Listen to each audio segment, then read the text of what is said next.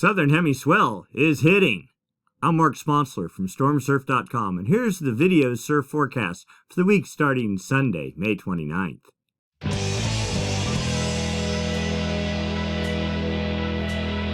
Stormsurf, waves, weather, buoys, altimetry, snow, temperatures, El Nino, weather analysis, essential data for outdoor people, all the time, no hype. Looking at significant wave heights for the South Pacific Ocean, we see one last gale developing southeast of New Zealand, producing 29-foot seas aimed off to the north. This is the final in a series of 4 swells or 4 storms that have been generated in the South Pacific that have generated swell that is radiating north or, in some cases, already past certain locations. Let's get into the details.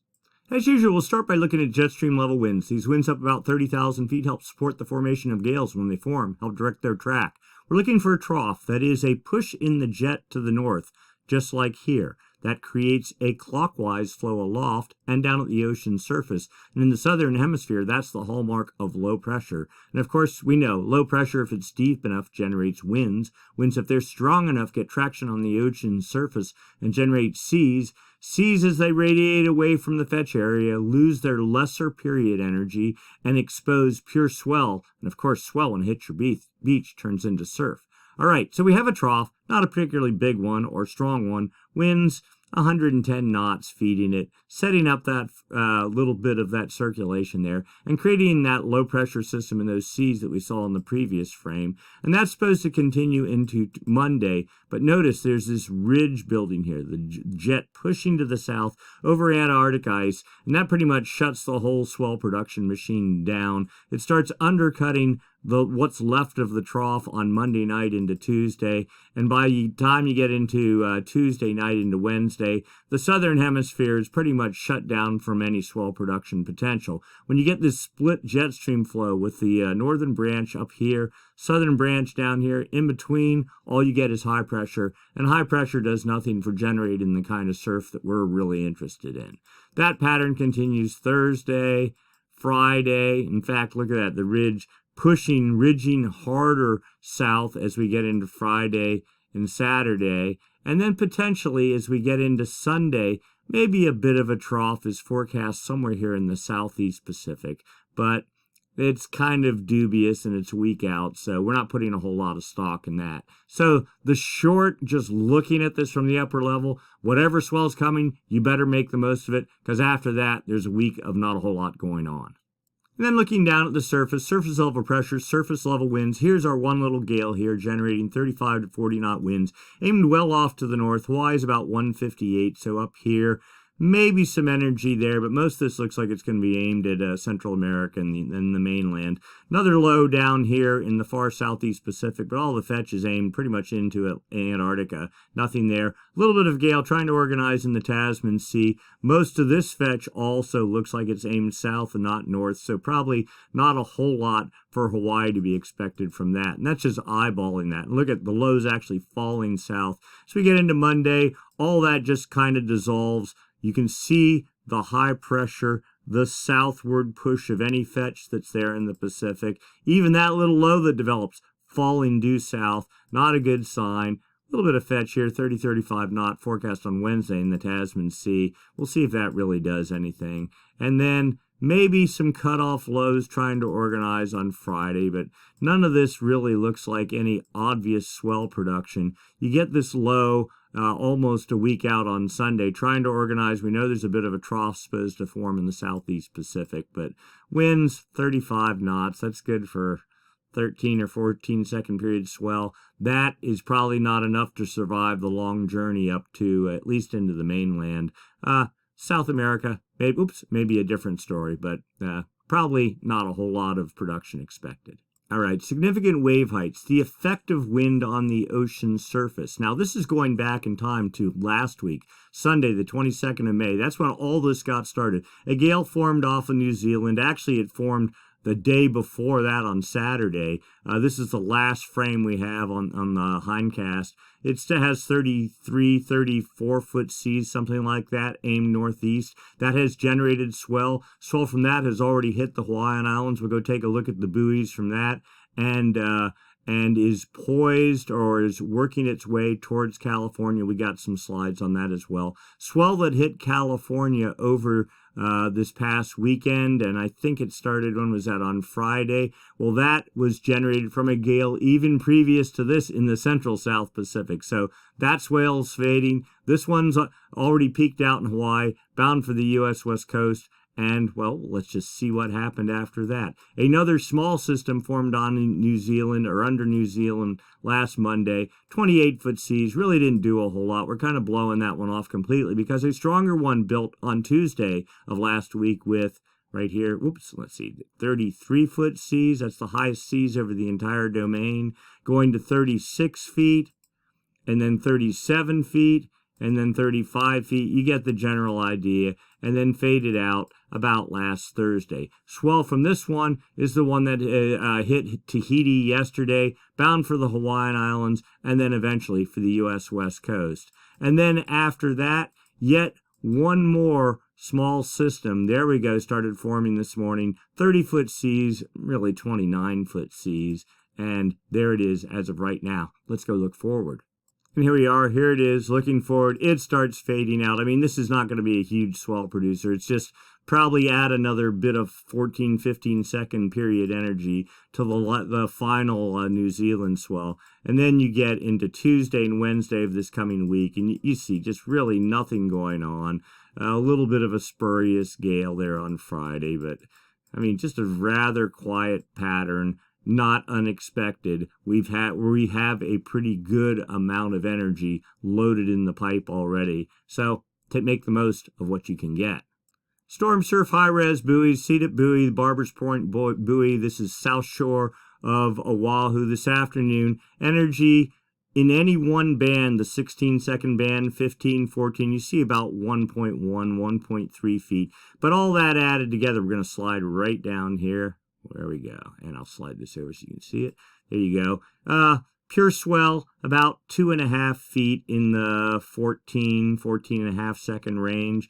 Okay, that is as of this afternoon. That should generate surf that's about 3.5 feet, something like that. That's 3.5 feet on the face. But if you have swell enhancing bathymetry, deep channels, good reef, that sort of thing, you can get twice the size out of that. And this morning, that's about what we saw. We saw waves maybe 2 feet overhead, 1 to 2 feet overhead at top spots in the Hawaiian Islands. And then here's the calculated surf height. You can just quickly eyeball it and see the swell pretty much peaked out, yesterday, Saturday sometime. And then today you see it size slowly filtering down. And then another quick look. This is Point Loma, South California, and we're just using this as a proxy for all of California. You get into Northern California, there's all sorts of wind swell and stuff that gets in the way. This buoy is pretty protected. There's the fading swell. This is the one that maxed Friday into Saturday from a gale in the central South Pacific. Here's energy from the new swell, the one that hit Hawaii or peaked out in Hawaii yesterday. Starting build 1.2 feet at 20 seconds. You can't even hardly see the size registering yet. Here's the fading energy from Friday into Saturday. We can scroll down here real quick and maybe we can tease out a few things here. There we go. All right, so there's the 1.3 at 20 seconds, and that's probably few and far between. You see a couple of so this is primary swell, secondary swell, significant wave height. You do not want to use significant wave heights for estimating surf because this is a mixture of all the energy in the water. The primary swell, the secondary swell, and over here this is a chop factor, energy less than about 5 seconds. You can use this to get a sense of how much lumps in the water and how much junk. When you got anywhere in the 2 to 2.5 feet or so, it's pretty ugly. 3 feet, forget it. 1.5 feet or less is normally pretty pristine conditions. Anyway, so you can see the previous swell fading out and bits and pieces of the new swell starting to show in Southern California, toggling between being primary swell or being secondary swell. But the two swells typically do not combine. That's kind of the point here. Significant wave heights here. This is the sum of these two swells and all the wind swell and all the chop in the water. All that stuff doesn't combine to make a single wave. Maybe in a boat out at sea, yes, that's certainly a different story. But from a surfing perspective, the individual swells have their own identity, have their own size. Every now and then, yes, maybe they can combine, especially at beach breaks and things like that. You get wind swell and ground swell, and they sort of interact and can do things better than normal. But when you're talking multiple 13-second period swells or above, period longer than that, they typically stand on their own. So 2.8 feet, 2.5 feet, so basically two swells in the water right now as we speak, and a lot more coming. This is pretty popular on Instagram because this is max wave period. Doesn't really show you size, but it clearly delineates the swells radiating north. It's really two solid New Zealand swells that we're looking at here. The first one, poised, there's Southern California. The 20-second period energy, well, let's see, 20 is like a lighter shade of purple. You can't even see it here because of north wind swell and a bunch of other things interacting. And Hawaii, right here, you can see this swell already passing Hawaii, and then the swell that hit Tahiti, which was down here yesterday, is working its way off to the north, bound, of course, for Hawaii and then the U.S. West Coast. Go to Stormsurf.com to see the specific details of swell arrival time and swell height up to, accurate to within a couple inches, and swell direction and all that kind of stuff. But we can put this in motion just so you can see.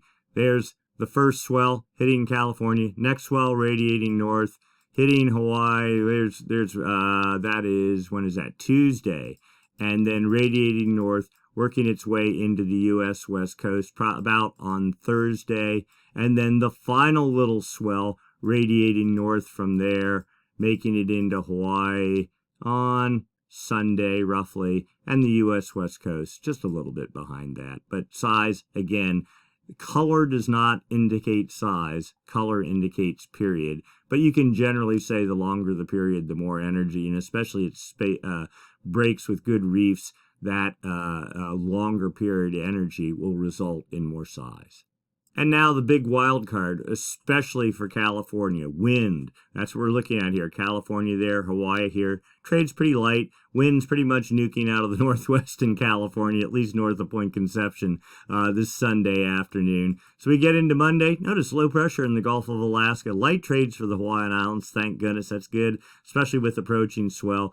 Wind still pretty much 25 knots, lots of wind swell being generated and even 30 knots in the afternoon for North and Central California. As we get into Tuesday, light trades again for the Hawaiian Islands. That's a good thing.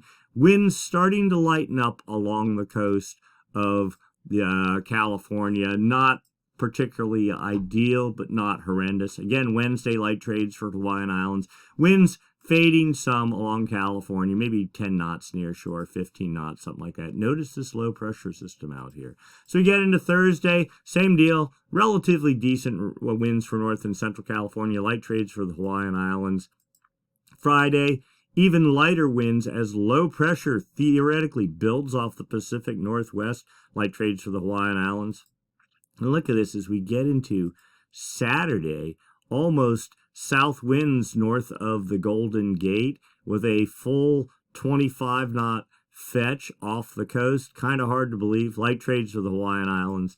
And then Saturday evening, the low sweeps up the coast as we get into Sunday. And theoretically, there's still supposed to be swell lingering. Light northwest winds for California and trades still light for the Hawaiian Islands. So theoretically, not a horrendously bad situation wind-wise if we can get over the Monday-Tuesday wind hump in California. Preposterous as this seems, we are actually going to go through the precipitation models, all in relation to that low that's forecast off the coast later in the work week. You see it setting up here now. The odds of this really happening are probably slim to none. But come Friday, low pressure off the coast. Saturday morning, rain from the Oregon all the way down to nearly Santa Cruz. First thing Saturday morning, continuing till about, and even into the evening, theoretically. Seems hard to believe. No whiteness in the Sierra, but rain's probably actually a better thing. Keep the fire danger down. Continuing rain into the Sierra on Sunday. Now, again, this is a week out. Will I believe this model? Not a chance at this point in time, but something to sort of keep your eyes on. Snow forecast dashboard for the Tahoe area. Literally nothing expected, and it's not for lack of precipitation if one believes the models, but here is the base of Squad, about 6,200 feet, the summit at about, it's 8950 or something like that. The red is above freezing. Actually, the blue, the gray here is above freezing. It's right where the white starts, and you can see, yeah, next day or two, the freezing level is below the summit, but from after the 31st of May, the snow level, the freezing level is well above the summit at Squall and pretty much most any resort. So even if you do get rain, maybe at the top of Mount Rose or something like that, or maybe the top of Heavenly, maybe a couple of dustiness, some flakes in the evening at peak times, if any of this even materializes. But odds are temperatures are way too high. If you're backpacking, certainly if you're going over significant summits on the Pacific Crest Trail, something like that, you certainly want to keep your eye on this, because at 11,000 feet, let's say, somewhere in this time frame, yes, there could be some frozen precipitation. Probably not a lot, and it certainly won't last long, and it'll melt off as soon as the sun comes. But any snow, it's best to keep your eyes on it. All right, at the 15-minute mark, we finally get to the long-term outlook, the Madden Julian Oscillation and the El Nino Southern Oscillation. All right, we start by looking for signs of the active phase of the MJO.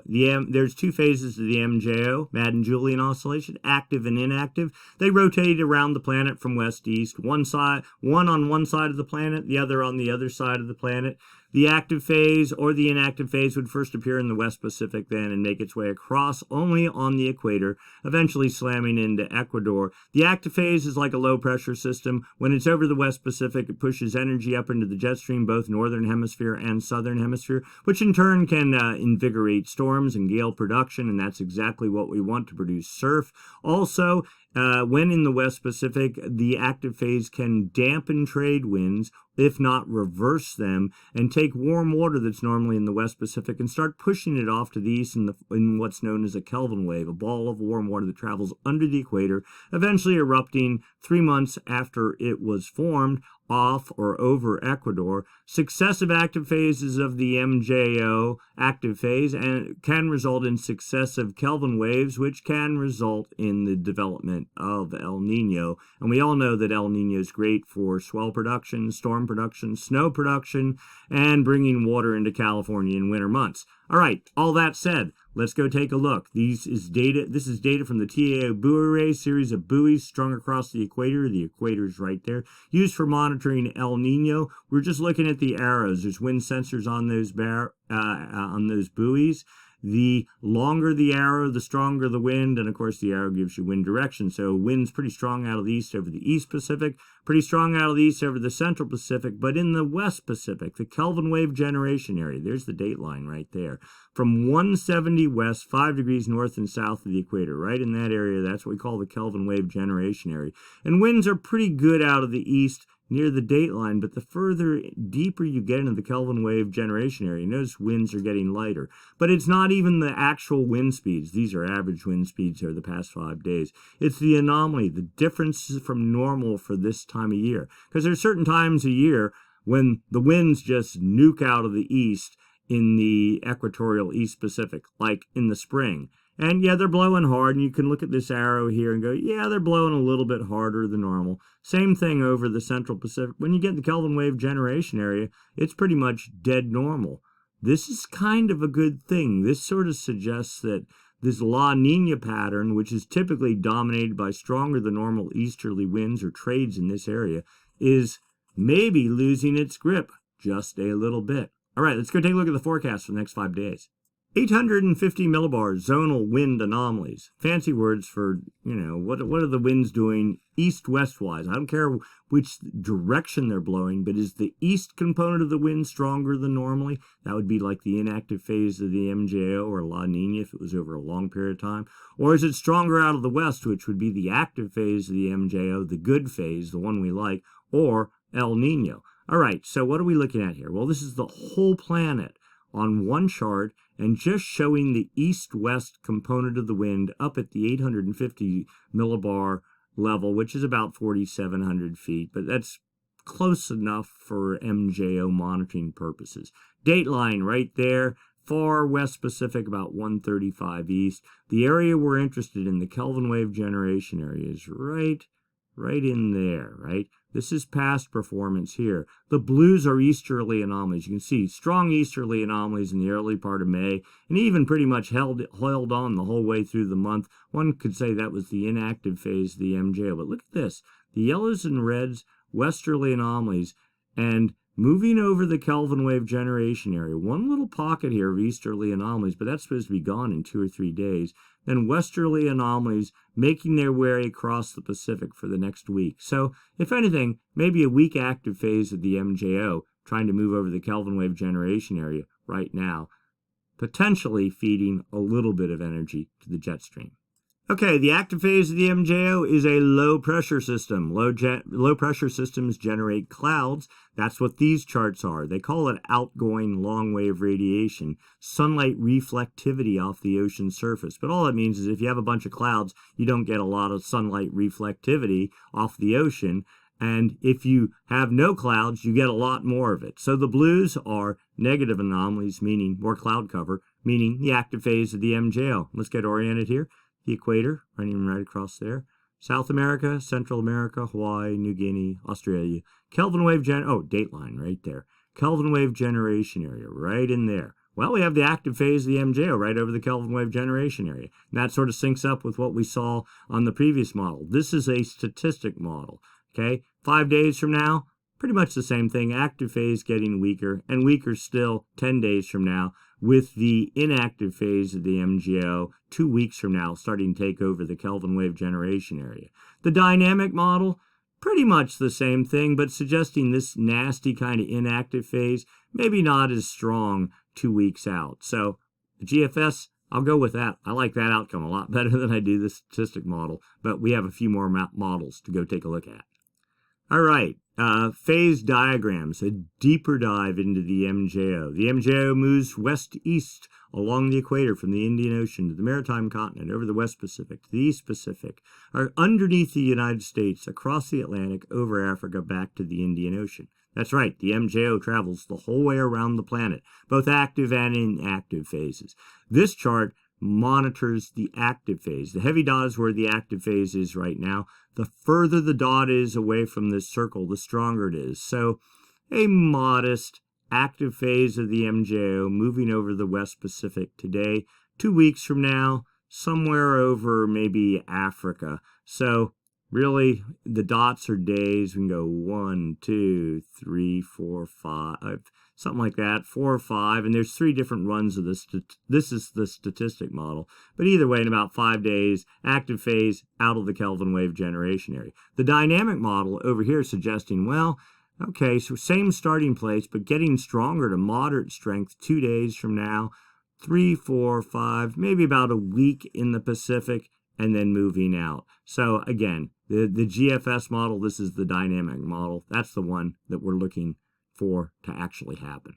And hooray, the upper level model is back online. We just sort of blew over it the past couple weeks because it hadn't updated for almost a month, but someone figured it out and got it back going. All right, so this is, again, MJO stuff.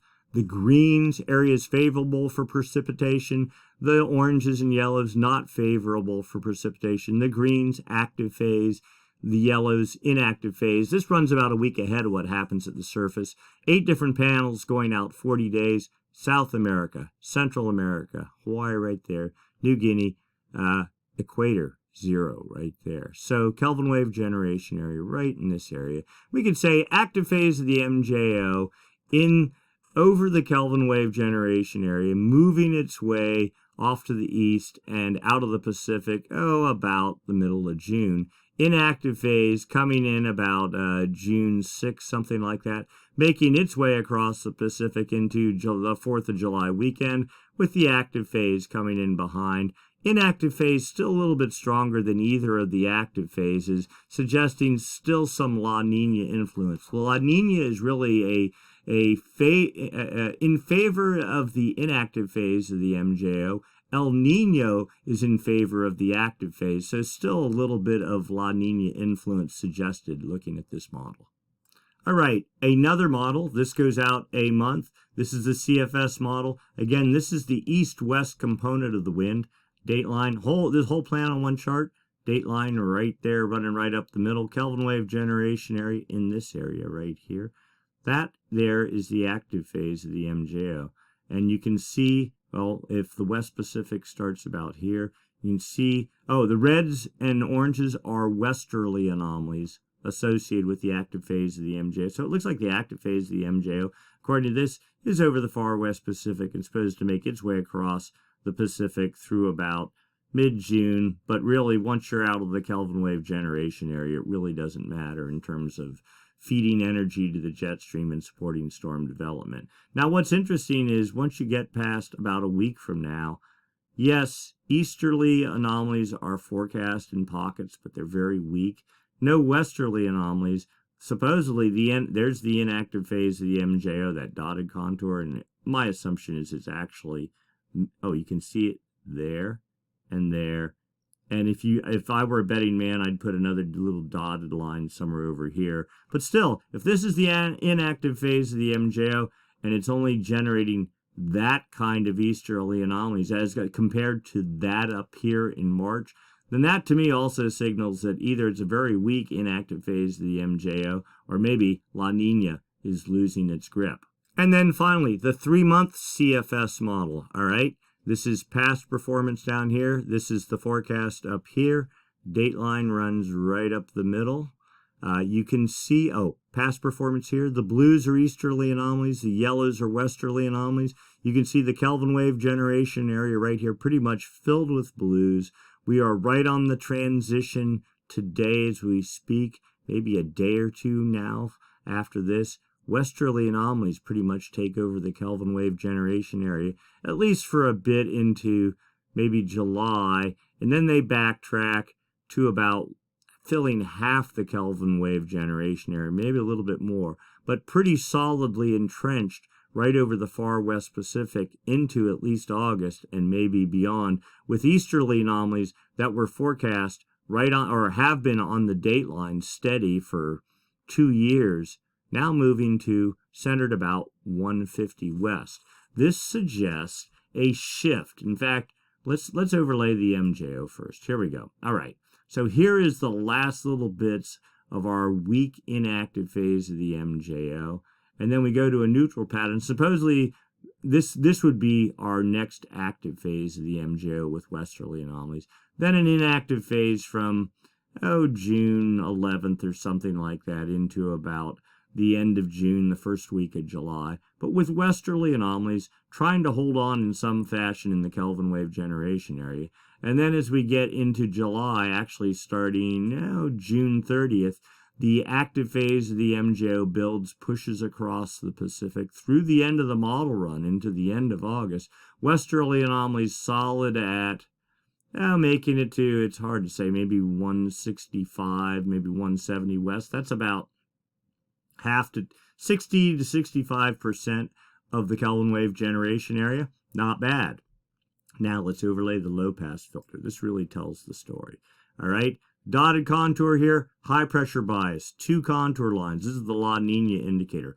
It's been over the date line, and you get the sense, well, the second contour is supposed to fade and then also move east. It's supposed to return here supposedly in August, but this time over at about 140 west, so very clear of the date line, with the low pressure bias not moving any, but westerly actually maybe inching a little bit to the east, with a second contour building in the August time frame, and westerly anomalies getting strong right on the gateway and entryway into the West Pacific. So a sense of some change coming, not super dramatic, but you can see the easterly anomalies filling the dateline area, but in fits and starts, slowly getting pushed off to the East Pacific. Now, this sort of suggests, well, maybe as we get into fall, a really dry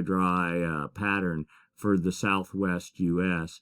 But with the jet stream being fed by the active phase of the MJO and westerly anomalies, at least an improved hope for swell production as we get into fall, and maybe as we get deeper into winter, with the jet stream having more energy associated with it, maybe piercing the core of that blocking high-pressure system in the Gulf of Alaska and offering some opportunity for precip as we get deeper into fall.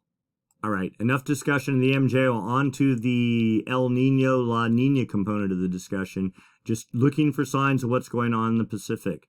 Again, the TAO buoy array, the series of buoys strung across the equator, 5-day temperature average, not on the surface, but down in the ocean. West Pacific here, East Pacific here, going down 100, 200, 300 meters. That'd be like 900 feet.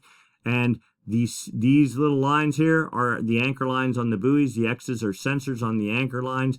That data combined with using a model to fill in the gaps, you get a profile of the water temperatures across down in the Pacific on the equator. 29-degree isotherm, warm water in the West Pacific. Hey, it wasn't even here. It wasn't even on the chart for the past year and a half or 2 years. It's back, making a little bit of eastward progress to about 168 east. The 28-degree isotherm, no change from last week, about 178 east. The 26-degree isotherm, it's been toggling between 130 and 140, and it's still right about there. And the 24-degree isotherm, whole way across the Pacific, it was, for the past 2 years, locked at 140 west with cold water in control here. So somewhat of a return to, not normal, but getting closer. Now, it's not the actual temperatures, it's the anomalies. Notice the difference here. Differences from normal for this time of year, and maybe I can get this centered just about like that. Okay, warm water in the West Pacific making its way off to the east. This is what appears to be a Kelvin wave, a very slow-moving Kelvin wave driven by westerly anomalies in the active phase of the MJO over the West Pacific, taking warm water. Doesn't push it at the surface because the trades are still blowing from east to west here. Underneath the ocean, and eventually will make it the whole way across the Pacific, erupt into Ecuador, and warm temperatures off Central America and South America there. This is one model view. Another model right here suggests maybe not as optimistic a picture, and this is probably more close to the truth, but you can clearly see the Kelvin wave right here, and it has made eastward progress. I think it was maybe 135 west that last week. Now it's about 130 west. And I mean, it takes 3 months to make the journey from here over to here. That's the whole way across the Pacific. The interesting part here is this. You see this cold core of water here off of Ecuador right now. We think it's being squeezed to the surface, being pushed by this Kelvin wave, squeezed to the surface, and then getting caught by the trades and blowing off to the west. You'll see this in the surface anomalies as well. But when this fully erupts and this guy moves off, we think that will be the death knell to La Nina, and a more normal temperature regime will set up subsurface in the Pacific. Sea surface heights. All right, this is kind of a hard chart to read. Chile, Peru, South America right there. Central America, the Yucatan, Baja, California. Hawaii buried right there. That's the equator. That's the date line there. That's New Guinea there. You look at this and it looks like water temperatures, but it's not. It's the height of the sphere of the ocean based on satellite measurements. Take the waves out, take the wind waves out, take the tides out, and is the sphere of the ocean higher or lower than normal? We're talking on only centimeters, 5, 10 centimeters. What's that? Like that sort of, not much size. I mean, I could pull up my ruler and we could probably go figure it out. But sea heights higher than normal. The point being, warm water at depth expands, creates a bump on the ocean surface. Ecuador, there's the Galapagos right there. Negative anomalies, 10 centimeters. Cold water at depth contracts, creates a divot on the ocean surface. So there is the last little bit of our cool, cold pull of La Nina. Notice these warm waters are getting better, pushing to the east, more contiguous. And the line last week, the zero line was somewhere like right on the date line. It's moving off to the east. And All this is suggesting there's warm water buried all under here. Now, when you look at the surface charts, you're not going to see it. So this is a leading indicator by 2 months of what might happen at the surface. Upper ocean heat anomalies, just total volume of warm or cold water, or the status of the water down 300 meters in the ocean across the Equatorial Pacific, West Pacific here, East Pacific here. This is time December. Kelvin wave created westerly anomalies, took warm water, pushed the whole way across the Pacific. This was our La Nina cool pool. You notice it broke up a little bit last summer and then redeveloped in the July time frame. Okay, we had another pulse of cooling after the Kelvin wave, but notice it now is clearly, we thought it was stalled, it's clearly down, pushing east to 110 west, and right here, just the past couple of days, you see that Kelvin wave starting to inch to about 148 west, maybe making some eastward progress. If not a out-and-out Kelvin wave, just maybe a push of normal temperatures returning and the end of the La Nina cold water cycle in the Equatorial Pacific. All right, now, surface temperature anomalies, differences from normal for this time of year. We said in the West Pacific there was all kinds of warm water here on the equator. There's Central America, Chile, Peru. South America, Central America there, Baja, Hawaii there, the equator right in here. We know there's warm water that's making it to, what did we say, about 135 west, so all the way here, there's warm water underneath all this cool water. That is that pocket. See those dark blues there? That's the last lingering, there's the Galapagos. This is the last lingering pockets of that deep subsurface cool pool. As the warm Kelvin wave pushes its way off to the east, you'll see this continue to erupt, though it looks significantly weaker than last week, and last week looked significantly weaker than the week before it, all suggesting that cool water at depth, driven by La Nina, is just fading fast. Warm water on its way. Yes, there's a thin stream of warm water here, but right now, it's still, whatever's happening at the surface, that's what drives the atmosphere, right? Cooler than normal water temperatures mean less evaporation, mean higher pressure on top of it. It takes evaporation and water to get low pressure really wound up. So this is, and then high pressure, you can literally see this is the center of the high pressure here. There's no wind in the center of high pressure. So you can just see high pressure would be rotating counterclockwise in the southern hemisphere, clockwise in the northern hemisphere, creating these strong winds that create the frigid water temperatures in California. It's still only like 51 degrees off of San Francisco. Better down in Southern California, you can see it there. But north of Point Conception, bring your 5 mil suit.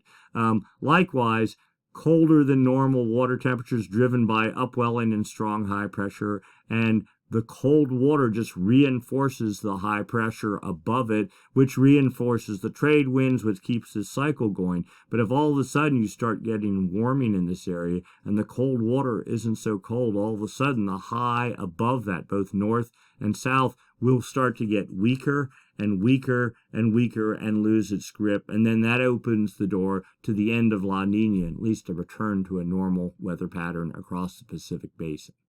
Sea surface temperature trend for the Equatorial Pacific, all we care about is this area right around in here. That's what drives basically the planet's jet stream level circulation. Last week we were excited, there was warming all here. Now it's pretty much just dead neutral, neither warmer nor colder than normal. We want to see warming in this area.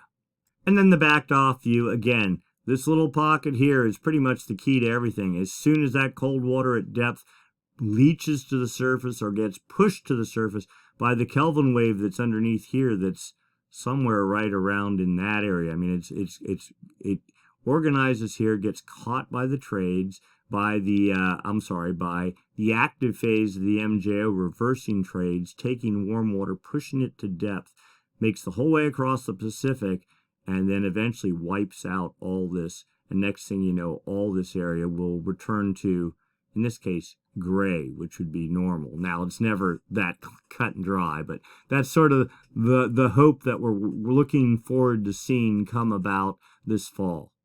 Sea surface temperatures in the Nino 1.2 region. This is the area right there off of Ecuador and the Galapagos. The past week, falling a little bit, minus 1.797 degrees. We did have that bit of a warming trend that we saw on the charts last week. Now we're sort of falling off again. We think this is going to be coming back up. It's all just cycles of how much of that cool subsurface pool is getting leached to the surface. At some point it's going to tap out, and there'll be nowhere for temperatures to go but up.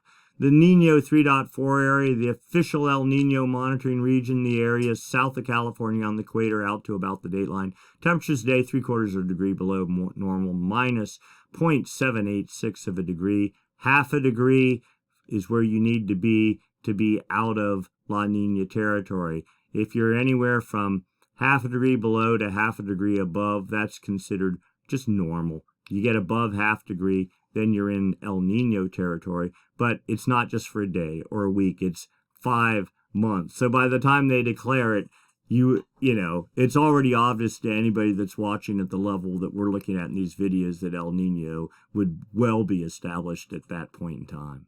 Southern Oscillation Index, difference in pressure between Darwin, Australia, and Tahiti. Now, we were talking about sea surface temperatures in the Pacific and the atmosphere above it. And how do you know whether you're in El Nino or La Nina? You have the sea surface temperature component, but really what we want to see is pressure patterns, low pressure systems returning to at least normal frequency and strength to the North and South Pacific. All right, this is one way to measure that. Difference in pressure between Tahiti, which is more or less on the equator in the West Pacific, and Darwin, which is sort of over the Indian Ocean. When pressure is lower over Tahiti, the index is negative. When pressure is higher over Tahiti, meaning La Nina, the index goes positive. Today's value, 27.82, quite positive. It was 33.57 about 5 days ago, and you just scan down here and you see positive, positive, positive. The atmosphere is not sensing at all that La Nina is over, but the thought is that the ocean drives the atmosphere. When you're coming up to a change, the last thing that's going to change is the atmosphere. The ocean will change first. That will drive the atmosphere to change, and then they'll get locked together after some period of transition. 30-day average just takes the noise out of this. You notice it jumps all over the place from 3 to 24 to 6 to 33. You get the idea. So this sort of smooths it out. Today, plus 17.82, really high. Peaked out at 19.42, 19.82, 99. Okay, you get the idea. I'm diving for dollars here. 20.34. All right. The point being, I think this was about it. The peak of La Nina back in May. This is higher than last year's La Nina from a 30-day SOI average. And the 90-day average streams it out even more. 16.72 a few days ago. That beat last year's high, which is somewhere around 15.5, something like that. So clearly in La Nina territory, but again, this is a lagging indicator, not a leading indicator. We are very much interested in the leading indicators, which are MJOs, Kelvin waves, sea subsurface temperatures, and all that kind of stuff. SOI data graphed out, 30-day average. You can see back 2020, January, that was the last time we were in neutral to weak El Nino territory. Now, all of 2020, there was our peak at about 20. This was the 30-day average. We got a little break last spring, and then continuing to run up to where we are now, even higher. Starting to head down now. The question is, will we get down here to zero at some point in our lifetime, or at least maybe next winter? Raw data from the CFS version 2 model, sea surface temperatures for the Nino 3.4 region. Again, the official El Nino monitoring region, sea surface temperature anomalies. All right, so where are we? We're at the beginning of June, so probably somewhere right around in here. Temperatures supposedly working their way up. This model, we think, is a leading indicator. It is ahead of a lot of the other models in the across the planet, suggesting temperatures rising in July to about 0.3 of a degree below normal. maybe falling back to right at the La Nina threshold in the fall, but then from there, heading upward decidingly. Now, this is raw data. The corrected data is considered probably better, suggesting temperatures going to maybe 0.2 of a degree below normal in July. I mean, this is quite a big dramatic increase coming. And then not falling down back even into La Nina territory, barely in the normal range as we go, what is that, September, October, November, then in December, heading up and up from there. Now, even if this does happen right as this, and this is considered normal, my guess is it'll still take 3 or 4 months, so July, August, September, October, for the atmosphere to start responding and going, hey, maybe La Nina's dead, and maybe it won't even be January till we get back to a quote-unquote normal jet stream pattern. So this fall, maybe not great, but as we get deeper into late fall, maybe the Thanksgiving time frame, something like that, perhaps better things coming, both in terms of snow and in terms of surf. So for right now, good news. Southern Hemi swell, certainly on the way. First pulse already has peaked out in Hawaii, bound for the U.S. West Coast in a day. Second pulse, the bigger pulse, due into Hawaii. I believe it's on Tuesday, in the U.S. West Coast, Thursday, Friday sort of thing, and bigger. And then maybe another small pulse after that. So swell on tap for the entire week, and supposedly going, at least in California, through at least next weekend. So a week of surf is on the way. Gauge winds in Hawaii, not so much an issue. U.S. West Coast, north of Point Conception, probably definitely an issue, but not horrendous. But go get some surf. Beyond that, things look to quiet down. Southern Hemi goes to sleep, unsure about what the wind swell will be beyond that. But certainly, we're sure the Southern Hemi will wake up again. It's way too early in the summer to let go. It's all over. It's just getting started. That said, looking long term, all signs are indicating that we're not going into a third year of La Nina. The worst case scenario is a borderline, right on the hairy edge of La Nina, but still in quote-unquote normal territory. And the CFS model, which typically has been the gloom and doom model, now suggesting, we'll just be in normal territory, and maybe doing better than that as we get into the January timeframe. So better days ahead, it seems, are likely.